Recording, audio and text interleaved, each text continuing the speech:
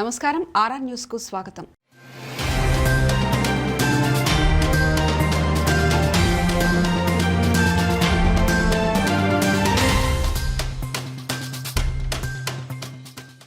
ముందుగా ముఖ్యాంశాలు.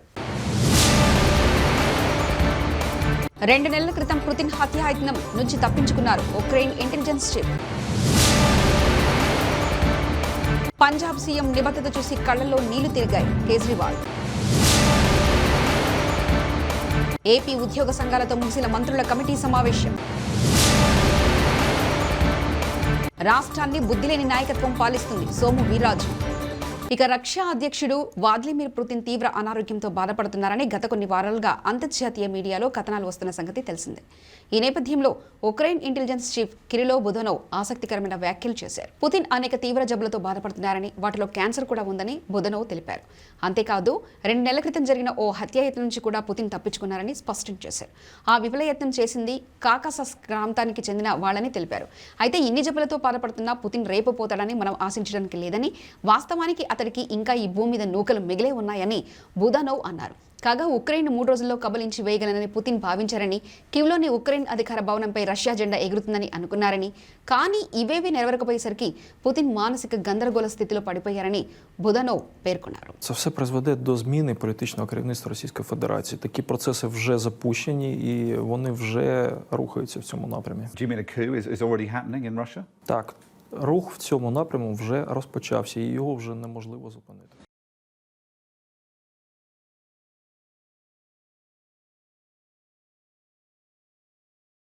ఉత్తర కొరియా అధ్యక్షుడు కిమ్ జాంగ్ ఉన్ గురుభక్తిని చాటుకున్నారు. ఆయనకు కొరియన్ పీపుల్స్ ఆర్మీ మార్షల్ హ్యోన్ చోల్ హయే గురువు. అనారోగ్య కారణాలతో ఆయన మృతి చెందారు. దీంతో ఆయన అంత్యక్రియల్లో స్వయంగా పాల్గొని కిమ్ నివాళులర్పించారు. ఇటీవల మాస్క్ ధరించి కనబడిన కిమ్ గురువు అంత్యక్రియలో మాత్రం మాస్క్ లేకుండా కనబడ్డారు. ఇతరులు అందరూ మాస్కులు ధరించి ఇందులో పాల్గొన్నారు. గురువు శవపేటికను ఆయన కూడా మోశారు. కాగా కిమ్ జాంగ్ 2 మరణం అనంతరం కిమ్ జాంగ్ ఉన్ను అధ్యక్ష పదవిలో కూర్చోబెట్టడంలో కొరియన్ పీపుల్స్ ఆర్మీ మార్షల్ హ్యోన్ చోల్ హయే ప్రత్యేక కీలక పాత్ర పోషించారు. అందుకే గురువుపై కిమ్ అంతగా భక్తిని చాటుకున్నారు. తీవ్ర ఆర్థిక ఆహార సంక్షోభాన్ని ఎదుర్కొంటున్న శ్రీలంకలో పెట్రోల్, డీజిల్ ధరలు మరింత పెరిగాయి. లీటర్ పెట్రోల్ ధర ఏకంగా 24.3% పెరగగా డీజిల్ ధర 38.4% పెరిగింది. లీటర్ పెట్రోల్ ధర 82 పెరిగి 420కి చేరింది. అలాగే లీటర్ డీజిల్ ధర 111కు పెరిగి 400కి చేరింది. ఈ మేరకు సిలోన్ పెట్రోలియం కార్పొరేషన్ నేటి నుంచే ఈ ధరలు పెంచింది.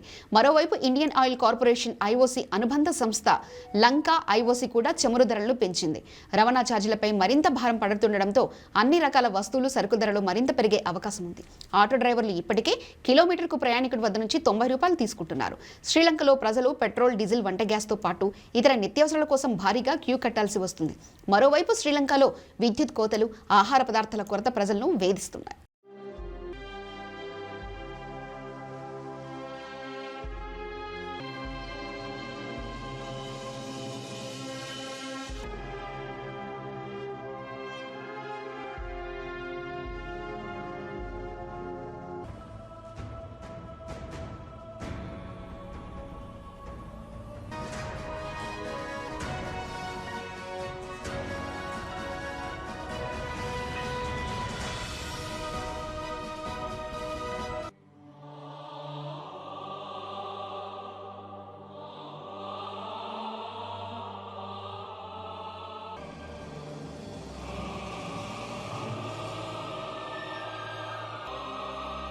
పంజాబ్లో ఆప్ ప్రభుత్వం ఏర్పడిన 2 నెలల్లోనే ఓ అవినీతి మంత్రిని గుర్తించి అతడిపై వేటు వేయడం సంచలనం సృష్టించింది. అభివృద్ధి పనుల నుంచి తనకు వాటా ఇవ్వాలని, ప్రతి టెండర్ నుంచి 1% కమిషన్ ఇవ్వాలంటూ పంజాబ్ ఆరోగ్య మంత్రి విజయ్ సింగ్లా అవినీతికి తెరలేపిన విషయాన్ని సీఎం భగవంత్ మాన్ బట్టబయలు చేశారు. అంతేకాదు సింగ్లాపై కేసు నమోదు చేయాలంటూ ఏసీబీకి సిఫారసు చేశారు. ఆయనను తక్షణమే మంత్రివర్గం నుంచి తొలగిస్తున్నట్లు ప్రకటించారు. సీఎం సిఫారసు నేపథ్యంలో ఏసీబీ అధికారులు అవినీతి మంత్రి విజయ్ సింగ్లాను అరెస్ట్ చేశారు. ఈ పరిణామాలపై ఆమ్ ఆద్మీ పార్టీ చీఫ్ అరవింద్ కేజ్రీవాల్ స్పందించారు. అవినీతి విషయంలో ఏమాత్రం ఉపేక్షించకుండా మంత్రిని సైతం తొలగించిన సీఎం భగవంత్ మాన్ నిబద్ధత తనను కదిలించి వేసిందని, కళ్లలో నీళ్లు తిరిగాయని పేర్కొన్నారు. భగవంత్, నీ పట్ల గర్విస్తున్నాను, ఆపు చూసి ఇవాళ దేశమంతా గర్విస్తుందంటూ కేజ్రీవాల్ ట్వీట్ చేశారు. नमस्कार जी, मैं आज एक बहुत बड़ा ऐलान करने जा रहा हूँ. जैसा कि सबको पता है कि आम आदमी पार्टी सच्चे दिल से ईमानदार पार्टी है. आम आदमी पार्टी एक एंटी करप्शन आंदोलन से निकली हुई पार्टी है और आम आदमी पार्टी की दिल्ली और पंजाब की सरकारें तहे दिल से ईमानदार सरकारें हैं। हम एक पैसे की भी हेरा फेरी बर्दाश्त नहीं करेंगे। जब मैं पंजाब में चुनाव प्रचार करता था, गांव-गांव जाता था, कस्बों में जाता था, तो लोगों के चेहरे पर मैं एक उम्मीद देखता था। लोगों की आंखों में एक उम्मीद मुझे नज़र आती थी कि शायद कोई आएगा जो हमें भ्रष्टाचार की इस दलदल से बचाएगा। जब मेरा नाम मुख्यमंत्री के लिए अनाउंस किया गया, तब भी मुझे अरविंद केजरीवाल जी ने कहा था कि भगवंत जो मर्जी हो जाए, हमने भ्रष्टाचार बर्दाश्त नहीं करना। मैंने उनको वचन दिया था कि एक पैसे के भी हेरा फेरी बर्दाश्त नहीं करेंगे, चाहे वो अपने हों हेरा फेरी करने वाले, चाहे बेगाने हों। इसी सिलसिले में मेरे ध्यान में एक केस आया कि मेरी सरकार का, पंजाब सरकार का कैबिनेट मंत्री अपने डिपार्टमेंट में टेंडर और बाकी खरीदो फरोख्त में से 1% कमीशन मांग रहा था। तो मैंने उसको गंभीरता से लिया।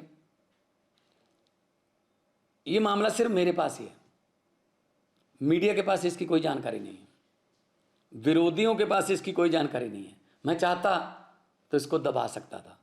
अगर मैं ऐसा करता तो मैं लाखों करोड़ों पंजाबियों का दिल तोड़ता जिन्होंने मुझ पर यकीन किया। तो मैं अपनी पार्टी की जो विचारधारा है उसके भी खिलाफ होता, और मैं एक्शन लेने जा रहा हूं। उस मंत्री का नाम है डॉक्टर विजय सिंगला, जो कि सेहत मंत्री पंजाब में कैबिनेट में थे। जब मैंने उनको ये सबूत दिखाए तो उन्होंने अपना गुनाह कबूल भी किया। तो हम चाहे अपने हों चाहे बेगाने हों, जीरो टॉलरेंस है हमारी रिश्वतखोरी के खिलाफ। मैं सबको कहना चाहता हूं कि अब सिस्टम बदल गया है। चाहे आप अफसर हो, चाहे पंजाब में किसी राजनीतिक पद पर हो, चाहे विपक्ष में हो, चाहे सरकार में हो। జీపీఎస్ పై నెలకొన్న ప్రతిష్టంభన నేపథ్యంలో ఏపీ ఉద్యోగ సంఘాలతో ఏపీ మంత్రుల కమిటీ నిర్వహించిన సమావేశం ముగిసింది. పాత పెన్షన్ విధానం సిపిఎస్ సాధ్యం కాదని మంత్రుల కమిటీ ఉద్యోగ సంఘాలకు తేల్చి చెప్పింది. జీపీఎస్ పైనే చర్చిద్దామని కమిటీ స్పష్టం చేసింది. పాత జీపీఎస్ విధానంలో న్యాయపరమైన సమస్యలు తలెత్తే అవకాశం ఉందని అభిప్రాయపడింది. జీపీఎస్ విధానం అమలుకు ఉద్యోగ సంఘాలు సహకరించాలని, దీనిపై ఉద్యోగులకు నచ్చ చెప్పాలని సూచించింది. అయితే ఉద్యోగులు మాత్రం పాత పెన్షన్ విధానంపైనే చర్చించాలని డిమాండ్ చేశారు. దీనిపై ఏపీ ప్రభుత్వ సలహాదారులు సజ్జల రామకృష్ణారెడ్డి స్పందిస్తూ జీపీఎస్లో సవరణలకు ప్రభుత్వం సిద్ధంగా ఉందన్నారు. ఉద్యోగులకు మేలు చేసేందుకు జీపీఎస్ తీసుకువచ్చామని తెలిపారు. సిపిఎస్ కంటే జీపీఎస్ మెరుగైందని అన్నారు. పాత విధానంతో ఆర్థికంగా ఎంతో భారం పడుతుందని సజ్జల వెల్లడించారు. 5 ఏళ్ల కోసం కాదు, భవిష్యత్తు గురించి ఆలోచిస్తున్నామని ఆయన స్పష్టం చేశారు. సిపిఎస్లో పెన్షన్కు భరోసా ఉండదని, జీపీఎస్లో 33% గ్యారెంటీతో ప్రతిపాదన చేశామని తెలిపారు.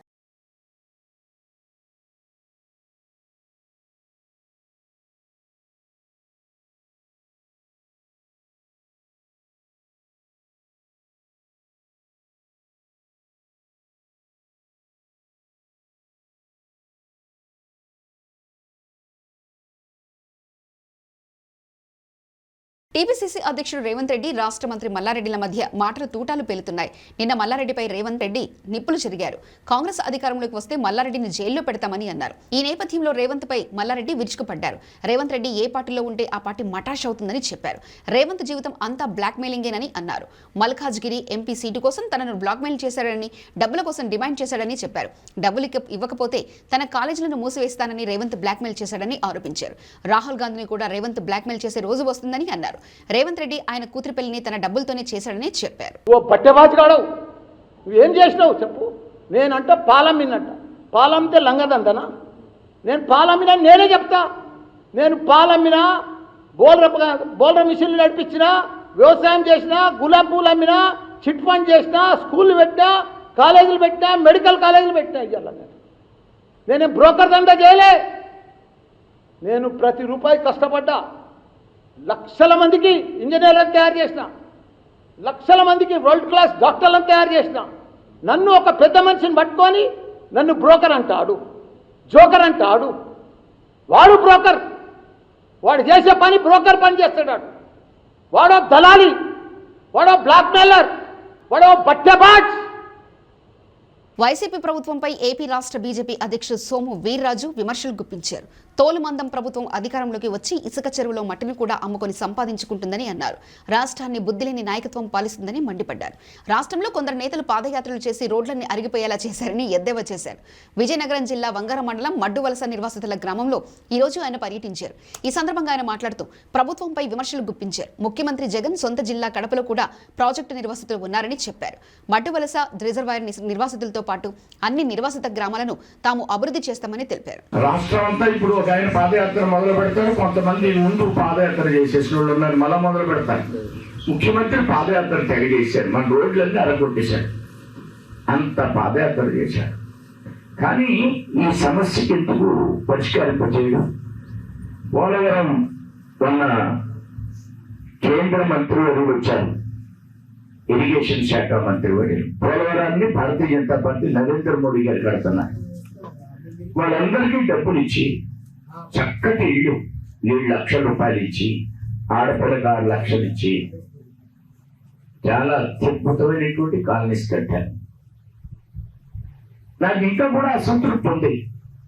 కానీ పోలవరం భారతీయ జనతా పార్టీ ఆధ్వర్యంలో, నరేంద్ర మోడీ గారి ఆధ్వర్యంలో 17 ప్రారంభించారు చంద్రబాబు నాయుడు. పోలవరం వర్క్ జరుగుతుంది, నిర్వాసితుల వర్క్ సైమల్టేనియస్ గా 2 ఒకేసారి జరుగుతున్నాయి. ఇక్కడ ఈ ప్రాజెక్ట్ ఇప్పుడు 2009 ఇప్పుడు 2008 ఎప్పుడు 2009లో జీవో పాస్ చేయడం ఏంటి?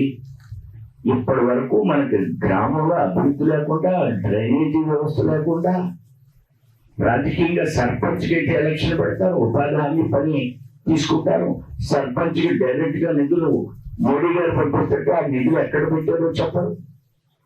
మిమ్మల్ని ఈ విధంగా గాలిలో పెట్టడాన్ని ఈ ముఖ్యమంత్రిని నేను తీవ్రంగా వ్యతిరేకిస్తున్నా. ఈ ముఖ్యమంత్రి గారు గత ముఖ్యమంత్రి కూడా వీళ్ళిద్దరు పాపాత్ములు, మీ పాపం దొరుకుతారు వీళ్ళిద్దరు కూడా. రెస్టారెంట్లకు వెళ్తే తిన్న ప్రతి పదార్థానికి ఛార్జీతో పాటు విడిగా సర్వీస్ ఛార్జీ కూడా వేశారేమో చూసుకోండి. ఎందుకంటే సర్వీస్ నచ్చితేనే ఆ ఛార్జీ ఇవ్వచ్చు, లేదంటే ఇవ్వక్కర్లేదు. ఇది ఐచ్ఛికమేనని కేంద్ర ప్రభుత్వం స్పష్టంగా పేర్కొన్నప్పటికీ రెస్టారెంట్లు మాత్రం ప్రతి కస్టమర్ నుంచి వసూలు చేస్తున్నాయి. దీనిపై రెస్టారెంట్లను కేంద్ర ప్రభుత్వం హెచ్చరించింది. National restaurant association of India NRAIతో జూన్ 2న కేంద్ర ప్రభుత్వం ఓ సమావేశాన్ని ఏర్పాటు చేసింది. కేంద్ర వినియోగదారుల వ్యవహారాల శాఖ కార్యదర్శి రోహిత్ కుమార్ సింగ్ ఈ మేరకు ఒక లేఖను రెస్టారెంట్ల సంఘానికి రాశారు. సర్వీస్ ఛార్జీలు అనేవి కస్టమర్ల విచక్షణకు సంబంధించినవని, స్వచ్ఛందమే కానీ తప్పనిసరి కాదు అంటూ ప్రభుత్వం గత ఆదేశాల సారాంశాన్ని గుర్తు చేశారు.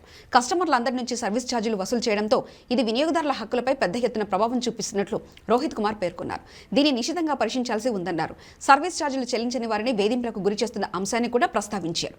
2017లో కేంద్ర ప్రభుత్వం తీసుకొచ్చిన నిబంధనల కింద కస్టమర్లను సర్వీస్ ఛార్జీ చెల్లించాలంటూ వేధించడం చట్టవిరుద్ధమని తెలిపారు.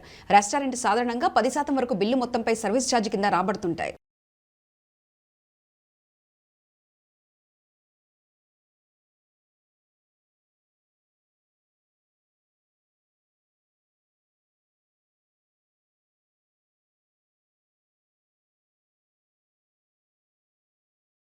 ఇక మదర్సాలను మూసివేయాలంటూ అసోం ముఖ్యమంత్రి హిమంత బిశ్వా చేసిన వ్యాఖ్యలు దేశవ్యాప్తంగా చర్చనీయాంశంగా మారాయి.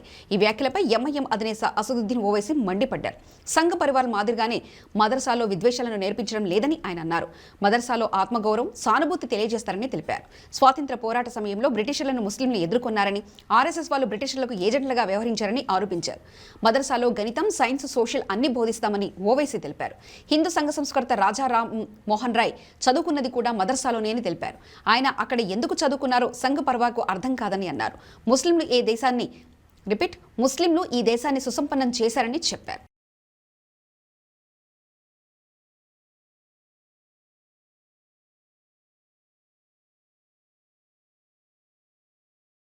కోస్తాలో ఎండలు మండిపోతున్నాయి. అత్యధిక ఉష్ణోగ్రతలకు తోడు వడగాల్పులు కూడా వీస్తుండటంతో బయటకు రావాలంటే ప్రజలు భయపడుతున్నారు.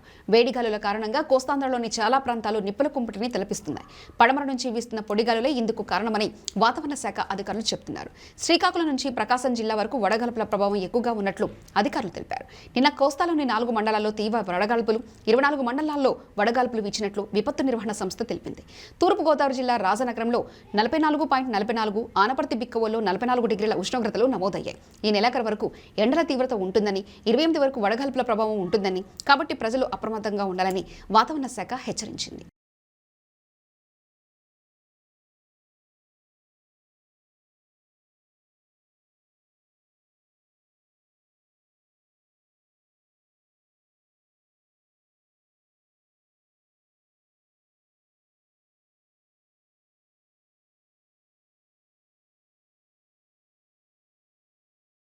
వరంగల్ ఎంజీఎం హాస్పిటల్లో 2,14,00,000 విలువైన కొత్త సిటీ స్కాన్ను రాష్ట్ర పంచాయతీరాజ్ గ్రామీణ అభివృద్ధి గ్రామీణ మంచినీటి సరఫరా శాఖ మంత్రి ఎర్రబెల్లి దయాకర్రావు ప్రభుత్వ చీఫ్ విప్ దాస్యం వినయభాస్కర్లు కలిసి మంగళవారం ప్రారంభించారు. సిటీ స్కాన్ మిషన్ను పరిశీలించిన మంత్రి అది పనిచేసే విధానం, ఒక్క రోజులో ఎంతమందికి స్కాన్ చేయవచ్చు వంటి విషయాలను అక్కడ సూపరింటెండెంట్లు టెక్నీషియన్స్ను అడిగి తెలుసుకున్న మంత్రి ఆసుపత్రి ఆవరణలోని పరిసరాలు ఎలా ఉన్నాయో ఆసుపత్రి సూపరింటెండెంట్ గారిని అడిగి తెలుసుకున్నారు. ఈ కార్యక్రమంలో వరంగల్ మహానగర్ మేయర్ గుండు సుధారాణి, ఎమ్మెల్సీ బసవరాజు సారయ్య, జిల్లా collector Gopi, MGM superintendent doctor Valapadasu Chandrashekar, వైద్యులు, నర్సింగ్ స్టాఫ్ సిబ్బంది తదితరులు పాల్గొన్నారు.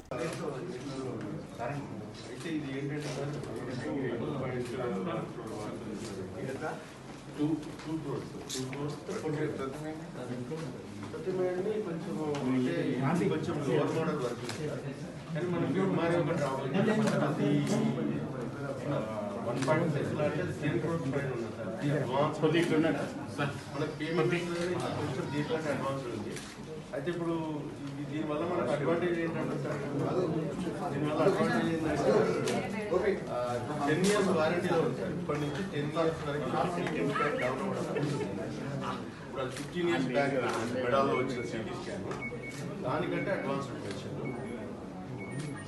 10 years అది గ్యారెంటీ అది అయిపోయింది సార్. 10 years మనకు మెడాల్లో సరిగా ఖరాబ్ అయినా కూడా చేయలేదు, రిపేర్ చేయలేదు, దాని లైఫ్ కూడా అయిపోయింది.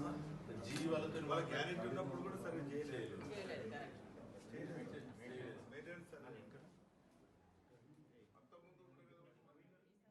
కేంద్ర రాష్ట్ర ప్రభుత్వాలు సామాన్యులపై మోపిన ధరల భారాన్ని వెంటనే ఉపసంహరించుకోవాలని CPI, CPM, CPI, ML new democracy పార్టీలు డిమాండ్ చేస్తూ మంగళవారం బాపట్ల జిల్లా కేంద్రంలోని అంబేద్కర్ భవన్లో జిల్లా స్థాయి సదస్సు JP Sridhar, CPI, CPM Krishnamohan, CPI, ML new democracy Shivaparvati అధ్యక్షతన జరిగింది. ఈ సదస్సులో సిపిఎం రాష్ట్ర నాయకులు సిద్దయ్య, సిపిఐ జిల్లా కార్యదర్శి Anjaneyulu, CPI, ML new democracy జిల్లా నాయకులు మేఘల ప్రసాద్, సిపిఎం జిల్లా కార్యదర్శి సిహెచ్ గంగయ్య పాల్గొని మాట్లాడుతూ కేంద్ర రాష్ట్ర ప్రభుత్వాలు పేదల సంక్షేమాన్ని జపం చేస్తూ నిత్యావసర సరుకుల ధరలు పెంచుతూ పేద మధ్యతరగతి ప్రజలు ఉసురు తీస్తుందని మండిపడ్డారు.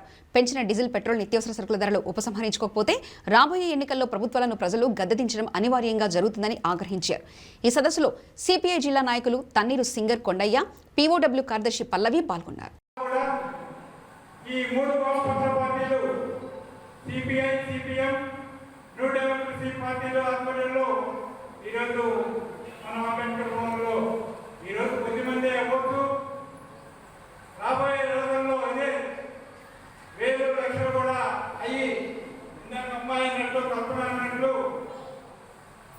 మనం కూడా రోడ్డు మీదకి వచ్చేటువంటి పరిస్థితి రావాలనే కోరికతోటి ఈ సదస్సును ఏర్పాటు చేయడం జరిగింది.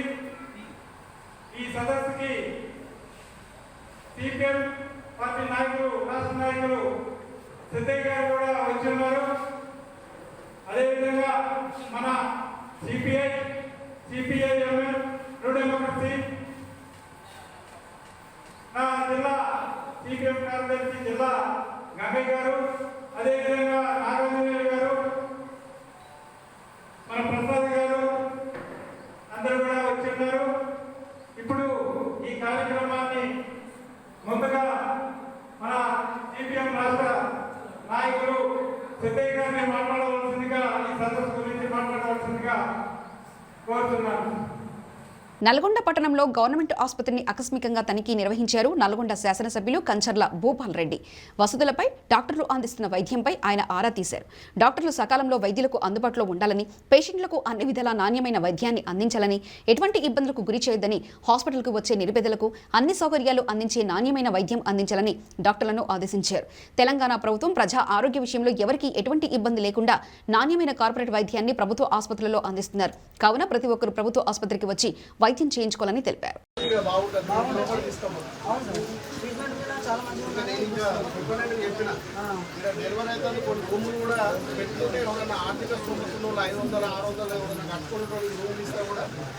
ఇంకా జర పెద్దోళ్ళు కూడా ఇంటికి వస్తారు. ఇంకా ప్రైవేట్ హాస్పిటల్ కానీ ఈయనే మంచిగా ట్రీట్మెంట్ అవుతుంది. వాళ్ళు ఇక్కడ చేయించుకోవడానికి వాళ్ళు అడిగి ఉన్నారు. కొద్దిగా రూమ్ కూడా బాగుంటుందని కూడా అడుగుతున్నాం. తీసుకోపోయినా మళ్ళీ ఇప్పుడు వచ్చినాం బాగానే ఉంది కదమ్మా. మీ బాధ ఏంటంటే వీళ్ళందరినీ లోపలికి పంపాలి అనే కదా. అయితే వాళ్ళు ఏంటంటే వాళ్ళ పద్ధతి ప్రకారం ఒక మనకు ఆతృత ఉంటుంది. పోవాలి, చూడాలి చూడాలి చూడాలి, అందరం పోవాలి, వచ్చి చుట్టాలు అందరూ పోవాలంటే హాస్పిటల్ దయచేసి ఎంతమంది ఉంటారు మళ్ళీ డాక్టర్ అవ్వలు వస్తారు, మేడాలు వస్తారు, వాళ్ళకి ఇబ్బంది అయితే అదే రూల్స్ ప్రకారం మేము పోతే కాదు.